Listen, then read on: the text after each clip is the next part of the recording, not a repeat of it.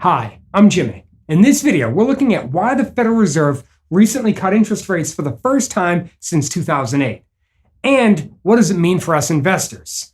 Then after that, we're going to go over 3 different investments that I think will do very well in this new type of economy, and 2 of them are excellent dividend payers. So, if dividend investments is something you're interested in, stick around, this is a video for you. Okay, so let's look at a few different things as to why the Fed would cut interest rates at this point. The labor market has been doing pretty good. This is a chart of unemployment going back the past couple of years, and as we can see, this is heading in the right direction. Now, I know some people don't like the U3 unemployment rate since they say it leaves out things like underemployed or people who stop looking for work, and that's true. This is the U6 unemployment rate, which as we can see is higher than the U3, but the trend is still looking pretty good, so I think it's safe to say that the labor market is overall doing decent. And then when we jump over to the S&P 500, this is a 5-year chart of the S&P 500, and clearly things have been going pretty good in the stock market. So why cut rates? An interest rate cut is intended generally to spur the economy forward, keep things moving higher. And in fact, the last time that we had a rate cut was all the way back here in 2008. And by the way, at that time, the US economy was in trouble. The US was very quickly slipping into the Great Recession. Unemployment was rising fast. The stock market had already lost about 1/3 of its value when the last rate cut was done. So that whole series of rate cuts at that point made a lot of sense. But today is different. So why did the Fed cut rates now? Well, as they pointed out in their announcement, this is more of an insurance move than anything else. They're trying to keep the economy going forward, despite the fact that we're in one of the longest bull runs in history.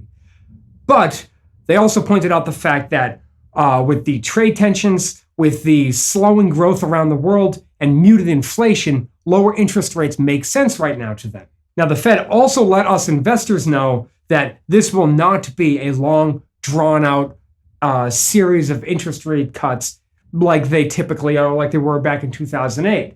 This is supposed to be an insurance cut, as they put it, and ultimately the goal is to keep things pushing forward.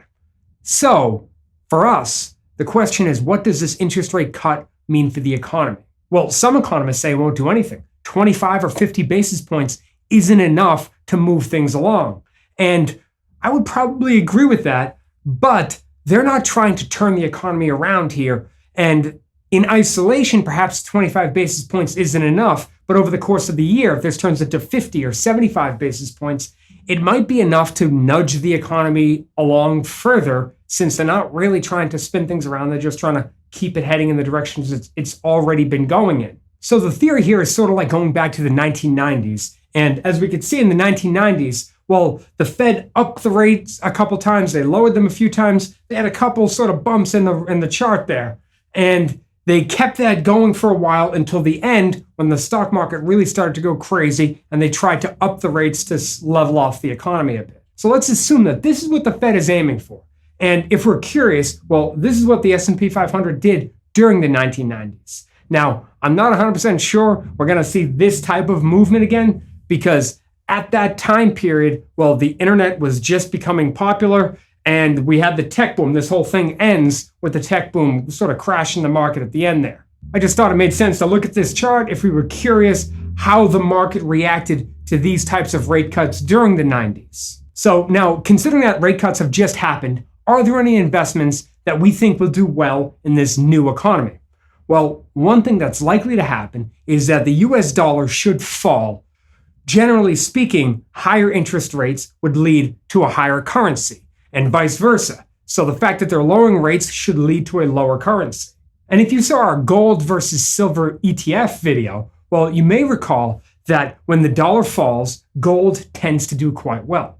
To illustrate this, this is a chart of gold versus the US dollar index. And as we can see, broadly speaking, when the US dollar falls, well, gold goes up. And this also happened the other way around. Then, after a while, on the tail end of this chart, we can see that the dollar sort of stalled out for a bit and gold kept rising.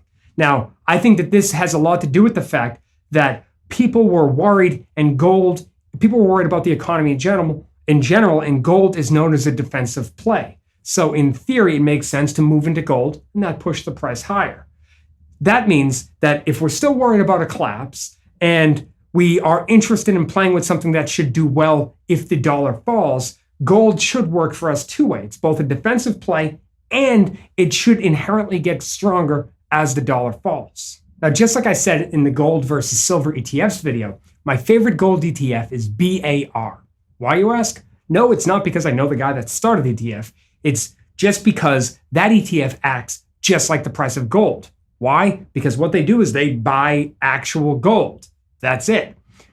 Most importantly, though, they have the best fee. GLD is the largest gold ETF in the world, and they charge 40 basis points to basically invest in gold. BAR does the exact same thing, except BAR charges 17.5 basis points. It's as simple as that. So for the gold piece of our portfolio, BAR makes the most sense in my mind. Now, what about ETFs? Now, I actually have an ETF that I've been watching, and I think it is well suited for this particular situation. This is the S&P 500 high dividend ETF put out by Spiders. And they have a fee of about 7 basis points. They have a dividend yield of almost 4.5%, and they own about 80 companies that invest in the top dividend stocks from the S&P 500. Some of these companies aren't quite as large as the companies you'd find in a ETF like NOBL, which is another great dividend ETF. But this one I think has a little growth potential on top of it, which is why I would like it in this type of slow growth economy. Now, this is a fairly diversified ETF, and I think that it has the potential to do well even if the market were to pull back. Dividend paying stocks have been known to outperform once a recovery begins. And assuming that we want to own this fund for the long run, well, it makes sense to invest in something that pays a good dividend like this, and it provides a certain amount of safety through the full, let's say through a full market crash and recovery if that were to happen. And for our final investment in what we'll call a suspect economy, well, there I think it makes sense to go with Target, ticker symbol TGT. I believe that Target is well positioned to thrive in this type of economy. We'll call it a slower growth, but still positive economy. In this scenario, I would expect for Target to do very well. And since they're currently trading at a PE of about 15x, if we compare that to the S&P 500 of about 19x, they seem rather reasonably priced. And then they're sitting on a dividend yield of about 3%. So we get to collect a decent dividend while also positioning our portfolio to do fairly well if the company continues to perform at a decent pace as the economy somewhat sort of slugs along. Now, we also have a choice like Walmart, but Walmart has a lower dividend yield and a higher PE multiple. So given those choices, I think it makes far more sense to go with a great dividend stock like Target. So what do you think of the Fed cut? Do you think it was a good move? And which of the three investments do you think will outperform over the next couple of years? Do you have one that you think will do better? Please let me know what you think in the comments below. If you haven't done so yet, please hit the thumbs up, hit the subscribe button.